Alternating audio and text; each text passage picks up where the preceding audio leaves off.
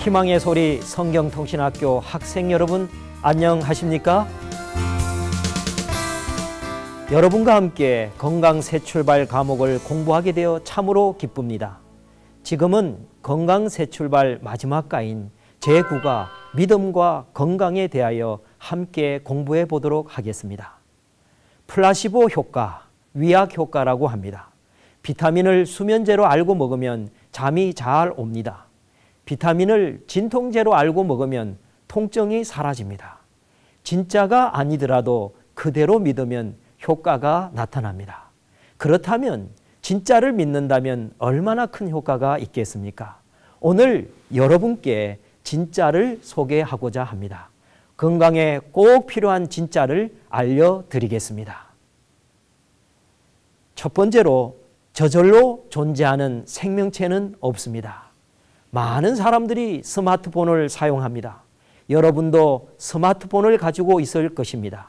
스마트폰의 기능은 놀라울 정도로 대단합니다. 인간의 천재성을 유감없이 보여줍니다. 그러나 스마트폰이 아무리 성능이 뛰어나더라도 전기가 공급되지 않으면 쓸모없는 무용지물이 됩니다. 물체에 불과한 것입니다. 그러나 그 스마트폰에 전기가 연결되면 그 순간 모든 기능은 시작됩니다. 우리 인간의 몸도 마찬가지입니다. 스마트폰과 비교할 수 없을 정도의 뛰어난 성능을 가진 우리의 몸입니다. 우리의 몸은 스스로 생명이 유지되며 살아가는 것이 결코 아닙니다. 머리가 아플 때 병원에 가면 뇌파 검사를 합니다. 뇌에 흐르고 있는 에너지의 세기가 정상인지 아닌지를 검사하는 것입니다. 심장에 이상이 있을 때는 심전도 검사를 합니다. 그것은 심장에 흐르고 있는 에너지를 측정하는 것입니다. 근육에 이상이 있을 때 근전도 검사를 합니다. 근육에 흐르고 있는 에너지의 흐름을 측정하는 것입니다. 우리 몸은 머리에서부터 발끝에 이르기까지 어떤 에너지가 흐르고 있다고 하는 것입니다. 때때로 충격적인 일을 겪을 때 우리는 기가 막힌다라고 말합니다. 그리고 그것이 심해지면 기절까지 합니다. 신체적으로 큰 질병이 있는 것도 아니지만 정신적인 충격으로 쓰러지는 것입니다. 몸이 제 기능을 못하는 것입니다. 그것은 우리의 생명을 유지하는 에너지가 원활하게 흐르지 못한 결과입니다.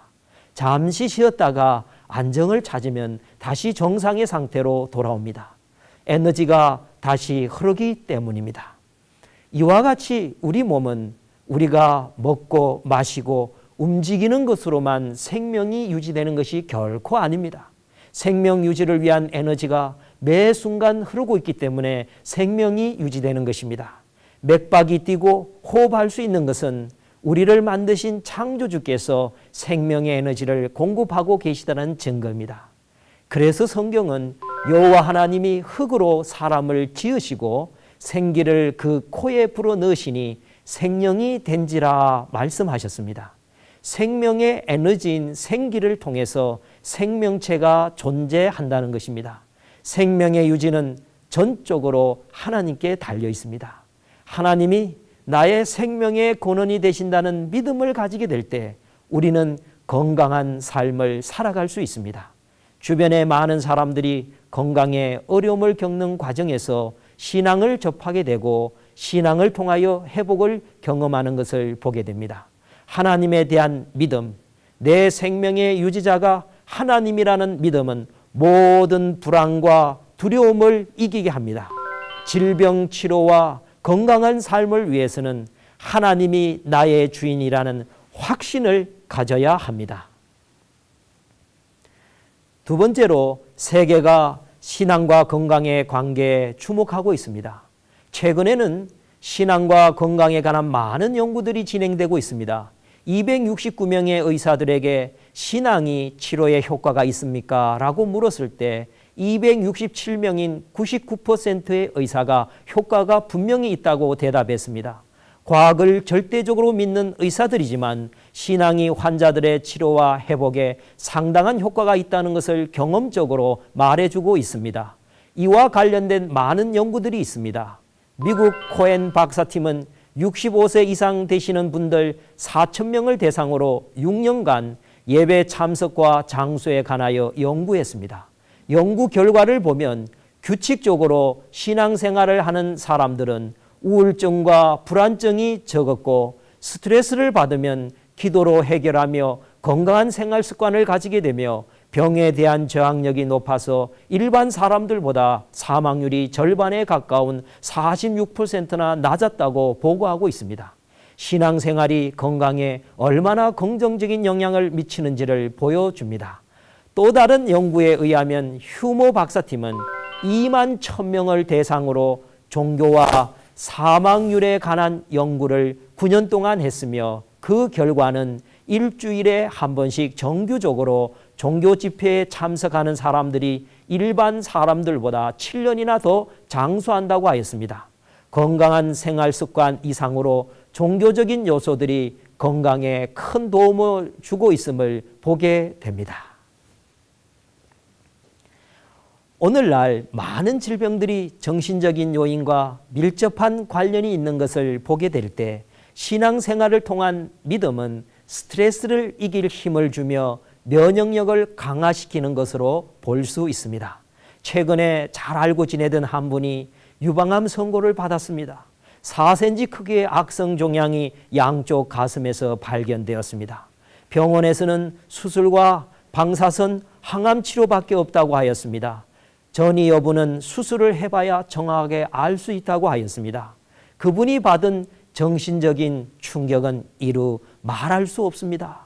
한 달 후에 받을 수술을 앞두고 하나님께 전적으로 의지하기로 결심하였습니다. 매일 규칙적으로 시간을 정해놓고 하나님과 함께하는 시간을 가졌습니다.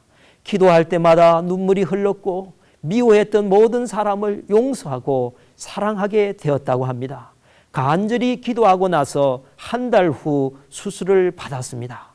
4cm의 크기의 종양은 2mm 정도의 크기로 작아져 있었습니다. 간단하게 수술을 할 수 있었으며 지금은 6개월에 한 번씩 정기 검진만 받고 있습니다. 믿음이라는 것은 추상적이며 비과학적 영역이 아닙니다. 구체적이며 실제적으로 치료의 능력을 보여줍니다. 믿음을 통하여 치료의 능력을 꼭 경험해 보시기 바랍니다. 세 번째는 성경은 정신적인 건강을 강조합니다. 최근 대한암협회의 발표에 따르면 화를 터뜨리는 사람은 뇌졸중에 걸릴 확률이 2배나 높으며 화를 삭히는 사람은 암에 걸릴 확률이 4배나 높은 것으로 나타났습니다. 여러분은 화를 터뜨리겠습니까? 화를 삭이겠습니까? 어떤 분은 암에 걸릴 확률 4배보다 화를 터뜨리는 것이 뇌졸중에 걸릴 확률이 2배이기 때문에 화를 터뜨리는 것이 나을 것이라고 말할 수도 있습니다. 암도 뇌졸중에도 걸리지 않는 것이 가장 좋은 길입니다. 우리 몸의 건강을 지키는 것은 면역력입니다. 면역력에 있어서도 평소보다 20%의 스트레스를 받게 되면 혈관이 수축되어 정상적인 상태보다 8배나 면역이 떨어지는 것으로 보고되었습니다. 이것은 담배를 피울 때 혈관이 수축되는 현상과 비슷한 결과입니다. 스트레스를 해결했을 때와 해결하지 못했을 때의 면역력의 차이도 50%나 차이가 납니다. 면역력은 우리의 정신적인 상태에 상당히 민감하게 반응합니다. 병원에서 암으로 진단할 수 있는 채소의 크기가 직경 1cm이며 이때 암세포 수는 평균적으로 10억 개로 보고 있습니다. 그러나 정상적인 면역 상태를 유지하고 있다면 하루에 골수에서 생성할 수 있는 암세포를 제거하는 면역력은 50억 개 정도 됩니다. 내 몸에 암이 있는 것보다 더 중요한 것은 암을 제거하는 면역력을 생성할 수 있는 몸 환경을 가지고 있느냐는 것입니다. 내 몸 안에는 병을 없앨 수 있는 최고의 종합병원과 제약회사가 있는 것과 마찬가지입니다. 강한 면역력을 가질 수 있는 몸 상태는 스트레스가 잘 조절된 상태입니다. 다시 말하자면 저녁에 잠을 잘 주무실 수 있는 상태가 가장 면역력이 좋은 상태입니다. 그래서 성경은 사랑하는 자여 내 영혼이 잘된 같이 내가 범사에 잘되고 강건하기를 간구하느라고 하였습니다. 여기서 영혼은 정신으로 해석되며 잘됨은 강하다는 의미를 가지고 있습니다. 다시 말하자면 정신이 강하면 하는 일마다 잘 될 것이며 신체적으로 건강할 것이라는 의미를 가지고 있습니다. 잠언 18장 14절에 보면 사람의 심령은 그 병을 능히 이기려니와 심령이 상하면 그것을 누가 일으키겠냐라고 하였습니다. 심령은 정신을 의미합니다. 정신에 의하여 질병이 치료된다는 것이며 아무리 좋은 약과 환경에 있다 할지라도 정신적으로 약해지면 백약이 무효가 되는 것입니다. 그래서 현대의학의 아버지인 히포크라테스는 다음과 같이 말했습니다. 마음보다 더 나은 의사는 없다. 신앙은 우리의 마음을 강하게 합니다. 강한 마음과 정신으로 모든 질병과 싸워 이길 수가 있습니다. 네 번째로는 하나님의 말씀에는 치료의 능력이 있습니다. 소리와 말과 말씀의 차이가 있습니다. 셋 다 들린다는 공통점을 가지고 있습니다. 하지만 분명한 차이가 있습니다. 때때로 말도 안 되는 소리라고 말합니다. 그리고 말이 된다라고 합니다. 소리와 말의 차이는 소리는 들리긴 한데 뜻이 없다는 것입니다. 의미가 없습니다. 그러나 말이 된다. 그것은 말은 뜻이 있다는 것입니다. 말이 된다는 의미는 뜻이 전달된다는 것입니다. 그러면 말씀은 무엇일까요? 우리는 성경 말씀, 하나님 말씀이라고 합니다. 성경 말이나 하나님 말이라고 하지 않습니다. 말에는 뜻이 있고 의미가 있다면 말씀에는 뜻과 함께 에너지가 있다는 것입니다. 성경 말씀을 읽고 감동을 받고 변화된 사람들이 많이 있습니다. 설교 말씀을 듣고 감동을 받습니다. 그리고 새로운 인생을 출발하는 사람들이 참으로 많이 있습니다. 말씀에는 분명한 뜻과 함께 사람의 마음을 움직이는 감동의 에너지가 있다고 하는 것입니다. 몸이 아픈 가운데 하나님의 말씀을 읽고 설교 말씀을 들으면서 회복하는 것을 보게 됩니다. 구약 성경 열왕기와 5장에 보면 문둥병에 걸린 나만 장군의 이야기가 나옵니다. 오늘날로 말하면 나만 장군은 별 4개의 사성 장군입니다. 부와 권력을 가진 사람입니다. 그는 자신의 병을 낫기 위하여 모든 방법을 다 동원하였습니다. 그러나 여전히 병은 악화되었습니다. 그때 그는 하나님의 말씀대로 한번 해보라는 권유를 받게 됩니다. 지푸라기라도 잡는 심정으로 그는 하나님의 말씀대로 순종하였습니다. 기적같이 그의 몸은 회복되었습니다. 하나님의 말씀대로 실천했을 때 기적은 일어났습니다. 그의 몸은 어린아이의 살같이 완전히 회복되었습니다. 건강한 몸이 되었습니다. 하나님의 말씀의 능력을 체험한 것입니다. 이외에도 성경은 하나님의 말씀대로 살았을 때 일어나는 치료의 장면을 많은 곳에 소개하고 있습니다. 하나님의 말씀에는 치료에 확실한 능력이 있습니다. 그래서 성경은 하나님의 말씀에 대하여 정의하기를 하나님의 말씀은 살았고 운동력이 있어 좌우의 날선 어떤 것보다도 예리하여 혼과 영과 및 관절과 골수를 찔러 쪼개기까지 하며 또 마음의 생각과 뜻을 감찰하느니라고 기록하고 있습니다. 하나님의 말씀을 마음으로 받아들일 때 치료의 분명한 능력이 나타납니다. 하나님의 말씀은 단순한 글자가 아니라 능력입니다. 말씀을 믿고 말씀대로 살면 모든 것이 가능하다는 것을 경험하게 될 것입니다.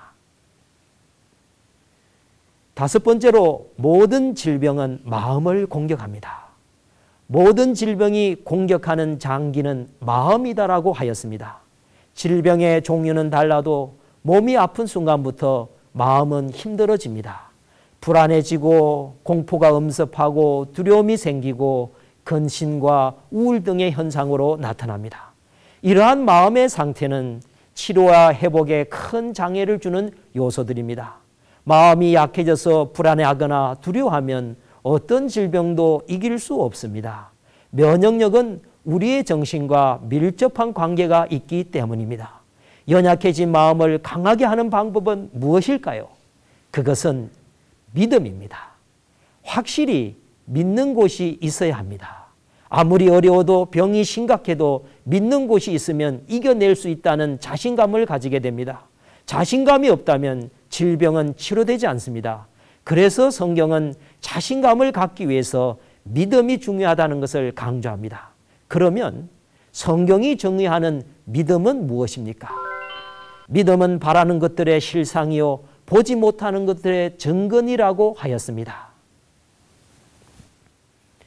이것은 믿음이라는 것은 바라는 것들이 그대로 이루어진다고 확신하는 것이며 현재는 보이지 않는 것일지라도 결국은 보게 될 것으로 확신하는 것이라는 의미로 해석할 수가 있습니다.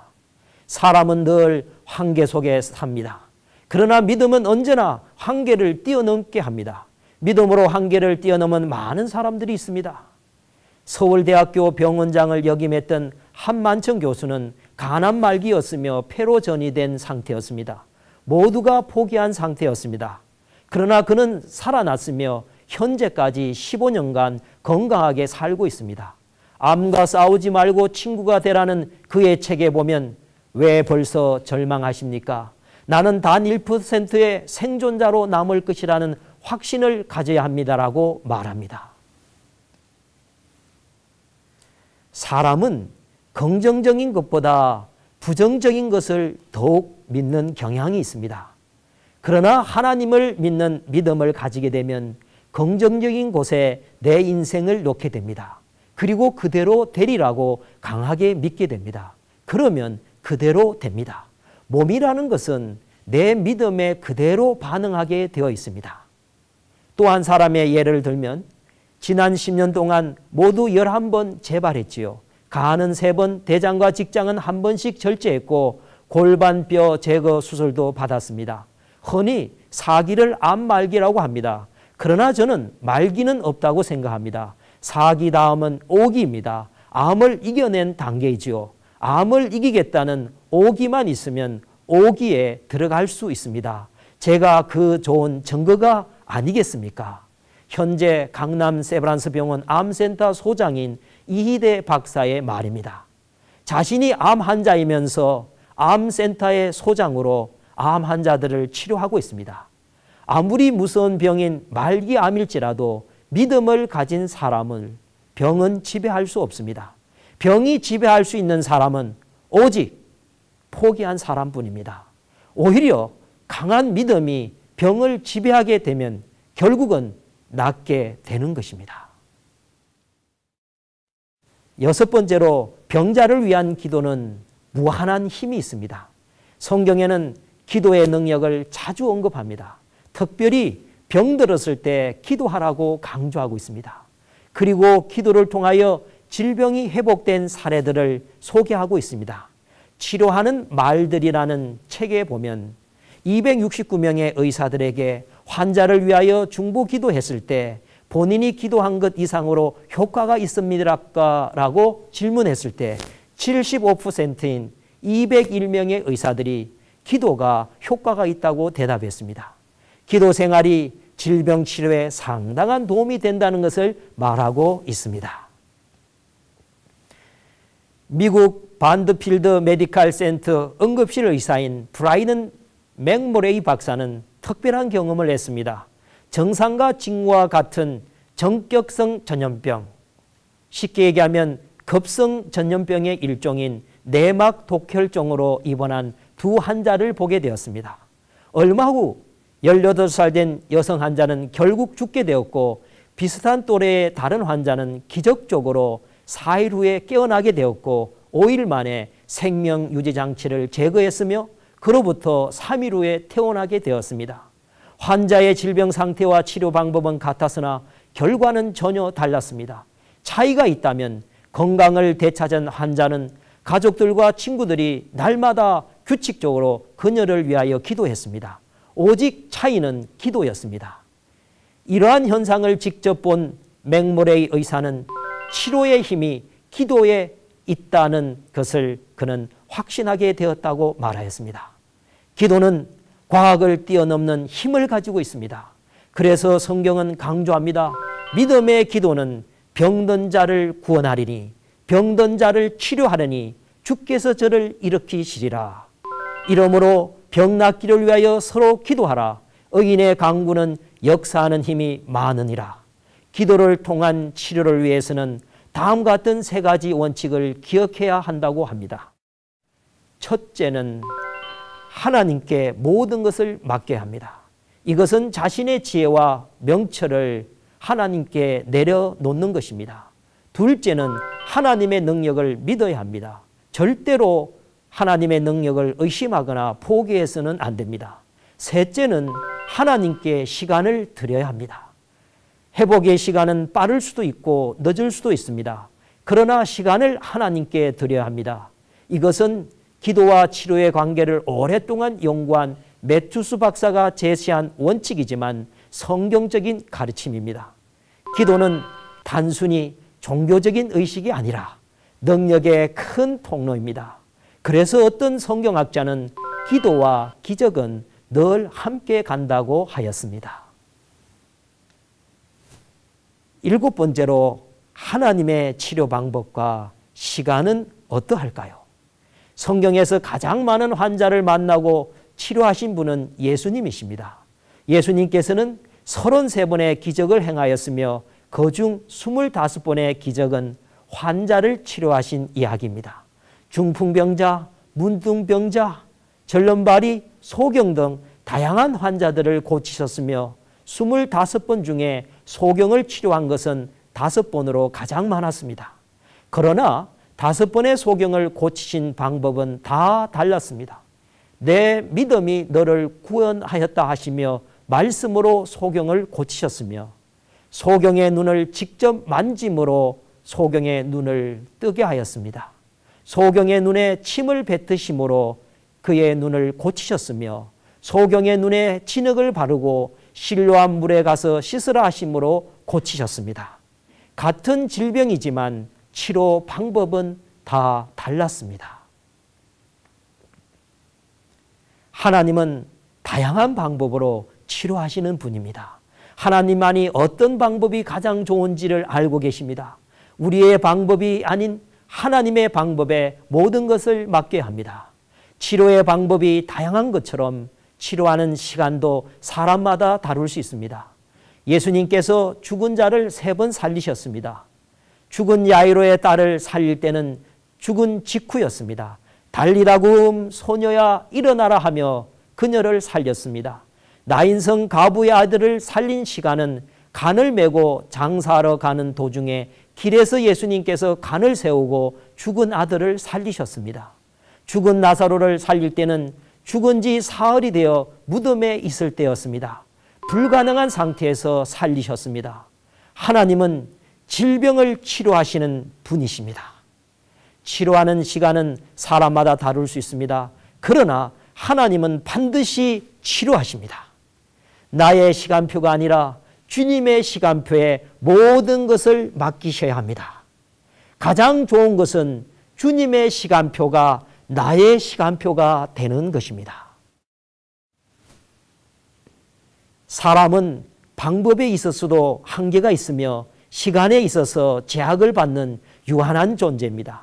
그래서 어려운 일을 만나면 불안해하고 두려워합니다.